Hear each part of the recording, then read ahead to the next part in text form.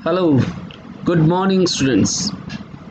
Today we are going to start the portion measurement techniques of the chapter units and measurements. जब ये chapter हमने start किया था तो हमने ये समझा था कि इस चैप्टर के अंदर 3 पार्ट्स हैं, एक डायमेंशंस, एक एरर्स और एक मेजरमेंट टेक्निक। तो आज जो पार्ट हम पढ़ रहे हैं that comes under measurement technique. Third part chapter का जो है मेजरमेंट टेक्निक वो हम स्टडी करने जा रहे हैं।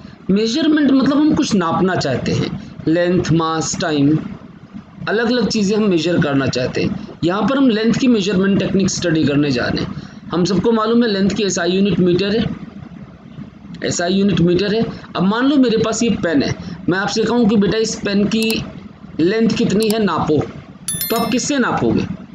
ऑब्वियसली स्केल से नापोगे। Scale is a suitable reference to measure its length. But अगर मैं आपसे कहूँ कि एक फील्ड है, उसका पेरीमीटर नापो, तो उसका पेरीमीटर नापने के लिए आपके लिए स्केल छोटी पड़ जाएगी, आपको इंच टेप का यूज़ करना पड़ेगा। Are you getting it? ऐसे ही अगर मैं कहूँ इसका डायामीटर नापिए, ये जो इसका क्रॉस सेक्शन है उसका डायामीटर नापिए, तो you will make use of vernier calipers, जो आप लैब का आपका पहला एक्सपेरिमेंट है। जब आप अपनी फिजिक्स लैब में जाते हैं तो सबसे पहला एक्सपेरिमेंट कौन सा होता है? Vernier calipers. तो जब आप अपनी लैब में जाएंगे तो वहाँ पर आप वर्नियर कैलिपर्स का यूज़ करेंगे, और उसका यूज़ हम करते हैं किस लिए? डायामीटर, रॉड का डायामीटर, सिलेंडर का डायामीटर वगैरह नापने के लिए।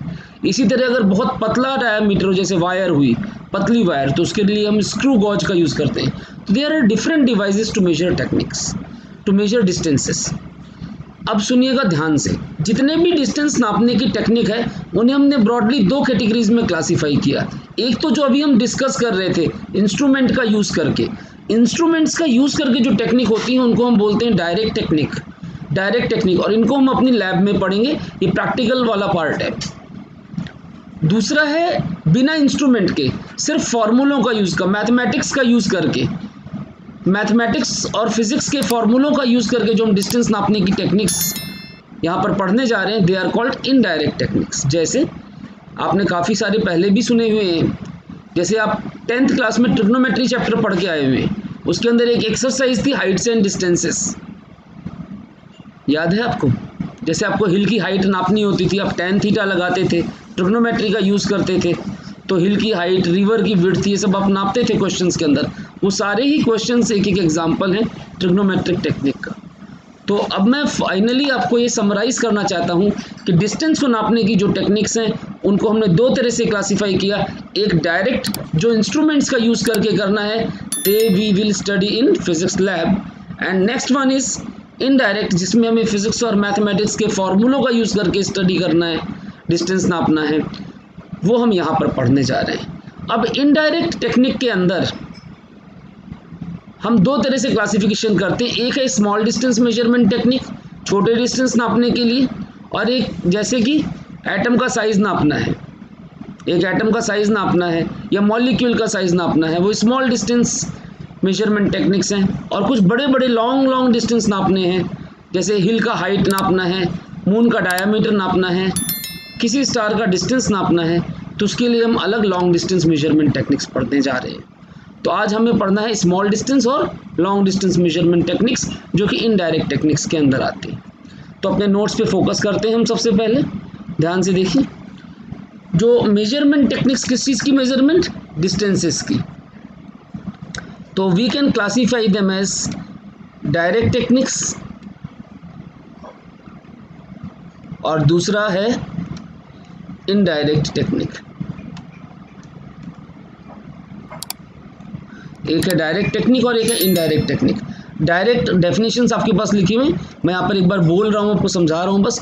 We use instruments such as vernier callipers, scale, inch tape, screw gauge et cetera, spherometer वगैरह, directly to measure distances, they are called direct techniques. और इनडायरेक्ट, जहाँ पर फिजिकल और मैथमेटिकल फार्मूलों का यूज़ होता है, दे आर इनडायरेक्ट टेक्निक्स।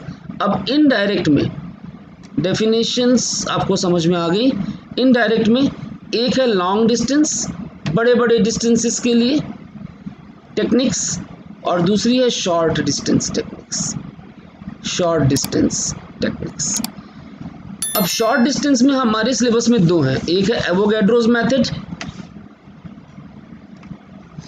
और दूसरा है ओलिक एसिड मेथड। एवोगेड्रोस जो मेथड है ये एटम का साइज निकालने के लिए यूज होता है, किस लिए? To find the size of atom. और ओलिक एसिड मेथड होता है मॉलिक्यूल, ओलिक मॉलिक्यूल का साइज निकालने के लिए। दो टेक्निक्स हम शॉर्ट डिस्टेंस में पढ़ने जा रहे हैं और लॉन्ग डिस्टेंस में। एक तो अभी आपको नाम बताया, ट्रिग्नोमेट्री का यूज करेंगे, trigonometric techniques, echo reflection methods, echo reflection techniques, angular method, parallax method, इसके अलावा कैपलर्स मेथड और स्पेक्ट्रोस्कोपिक टेक्निक्स। ये सारी टेक्निक्स हैं लॉन्ग डिस्टेंस के लिए।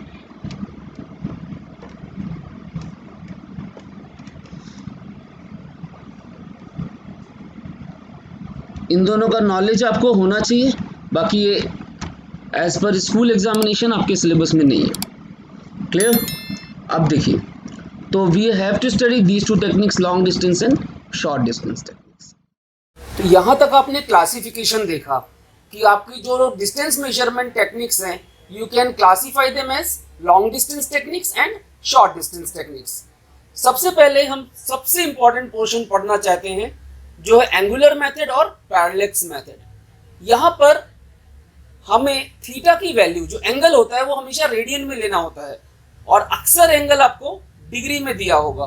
तो डिग्री को रेडियन में कैसे कन्वर्ट करना है वो चीज हम पहले स्टडी करना चाहते हैं। तो लेट्स मूव ऑन। तो now we are starting long distance measurement techniques, और इसके अंदर सबसे पहले हमें एंगुलर मेथड और पैरेलैक्स मेथड पढ़ना है, और उसको पढ़ने के लिए हम डिग्री और रेडियन का कन्वर्जन थोड़ा सा देखेंगे। तो आप इसको ध्यान से देखिए, नोट्स पे फोकस करते हैं। सबसे पहले हम जानना चाहते हैं conversion of degree into radians, into radian. हमें मालूम है एंगल नापने की अलग अलग यूनिट्स हैं दोनों, एक डिग्री और एक रेडियन, एंगल नापने के लिए। ठीक है, हम सबको ये भी पता है, ये पता होना चाहिए, अगर नहीं पता तो इधर देखिए, अभी पता चल जाना चाहिए। ये थीटा जो एंगल होता है, जब कोई भी पार्टिकल यहाँ से जैसे यूँ जा रहा है तो इसने कुछ लेंथ स्वीप किया आर्क का, सर्कुलर पाथ के अलॉन्ग, तो लेंथ ऑफ द आर्क और रेडियस की जो रेशियो होती है इसको हम थीटा बोलते हैं। What is theta? That is length of arc per unit radius. ध्यान देना इन बातों को। और आपका जो एंगुलर मेथड और पैरेलैक्स मेथड है, दोनों ही इसी फॉर्मूले पे बेस्ड है। ध्यान देना, दोनों का फॉर्मूला एक ही है, बस आपको उसको सिचुएशन के अकॉर्डिंग सिमुलेट करके उसके क्वेश्चन सॉल्व करने होते हैं। थोड़ा सा मतलब समझने में अंतर है, बाकी कैलकुलेशंस का जो लॉजिक है वो एक ही है। और उस लॉजिक को समझना किस फॉर्मूले से हमने डायग्राम बनानी है उसकी सिचुएशन की जब न्यूमेरिकल्स आएंगे, और एक ही फॉर्मूला लगाना है, theta is length of arc upon radius. और बस ये ध्यान देना, जब थीटा हमने लेना है that should always be in radian. तो I should know how to convert degree into radian, this is a mathematical part, और ये आने के बाद हम इसको अप्लाई करेंगे। ठीक है, अब देखिए हमारे पास 180 डिग्री जो होती है वो पाई रेडियन के बराबर होती है। 180 डिग्री कितना होता है बेटा? पाई रेडियन के बराबर। 180 degree is equal to pi radian, और जो 360 डिग्री होती है that is called 2 pi radian. 360 degree को बोलते हैं 2 पाई रेडियन, ये याद रखना पहला point. Clear? 180 degree is pi radian. तो अगर मैं आपसे बोलूँ व्हाट इज 1 डिग्री, तो ऑब्वियसली पाई बाई 180 रेडियन। तो अगर मैं x डिग्री बोलूँ तो ऑब्वियसली 1 डिग्री अगर पाई बाई 180 है तो जितने भी डिग्री है x उससे मल्टीप्लाई कर दो, you will get radian. Clear? 1 degree is pi by 180 radian. तो अगर मान लो आपको 10 डिग्री के लिए चाहिए तो पाई बाई 180 को 10 से मल्टीप्लाई कर दो, और पाई की वैल्यू 22/7 या 3.142 आप रख सकते हैं और इस कैलकुलेशन को कर सकते हैं। क्लियर है यहाँ तक? तो ये याद रखना 1 डिग्री पाई बाई 180, आप चाहें तो इसकी वैल्यू भी याद रख सकते हैं डायरेक्टली, 1.745 इंटू 10⁻⁻² रेडियन। ये कैलकुलेशन अगर आप याद रखेंगे तो आप बार बार कैलकुलेशन से बच जाएंगे। ये पहला पॉइंट है। तो अगर आपको कितने भी डिग्री चाहिए तो पाई बाई 180 की वैल्यू अगर आप याद रखेंगे उससे मल्टीप्लाई कर दीजिए, आपका डिग्री रेडियन में कन्वर्ट हो जाएगा। दूसरी बात ये याद रखनी है, 1 डिग्री में 60 मिनट्स होते हैं और 3600 सेकेंड्स होते हैं। सेकेंड्स को डबल डैश से डिनोट करते हैं, डिनोशन है। 1 डिग्री है 60 मिनट्स एंड 3600 सेकेंड्स। क्लियर? तो यहाँ से मैं बोल सकता हूँ कि 1 minute is 1/60 degree and 1 second is 1/3600 degree. Clear है? तो 1 minute is 1/60 degree, that is 1/60 into π/180 radian. आप चाहें तो कन्वर्ट कर सकते हैं। और यहाँ पर 1 सेकेंड इज 1/3600 डिग्री, तो इसको π/180 से मल्टीप्लाई करेंगे तो ये भी आपका रेडियन में कन्वर्ट हो जाएगा। क्लियर है? इतनी बातें आपको ध्यान रखनी है। अब अगर हम इनकी वैल्यू निकालेंगे तो ये आएगा लगभग 2.91 इंटू 10⁻⁻⁴ रेडियन, और दूसरा वाला आएगा अप्रॉक्सीमेटली 4.85 इंटू 10⁻⁻⁶ रेडियन। क्लियर है? ये वैल्यूज़ आपकी आनी चाहिए। ये आप याद रख सकते हैं, आपकी मर्जी है, आप याद रखें ना रखें, आप कैलकुलेशन करना चाहते हैं कैलकुलेशन करिए, बाकी एक याद रखेंगे तो सारे काम चल जाएंगे। 1 डिग्री इज 1.745 इंटू 10⁻⁻² रेडियन, और 1 मिनट इज 2.91 इंटू 10⁻⁴ रेडियन, और 1 सेकेंड इज 4.85 इंटू 10⁻⁻⁶ रेडियंस। इतनी बातें आपको याद रखनी है। अब सपोज करो मैं आपको क्वेश्चन दूं, एक क्वेश्चन है मेरे पास, कन्वर्ट इनटू रेडियन।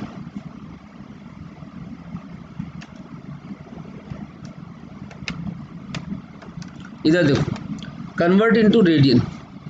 सबसे पहला आपको दिया हुआ है, पहले तो 1 डिग्री 1 मिनट और 1 सेकेंड ही दे सकता हूँ मैं, तो ये तो कंप्लीट हो गया एक क्वेश्चन।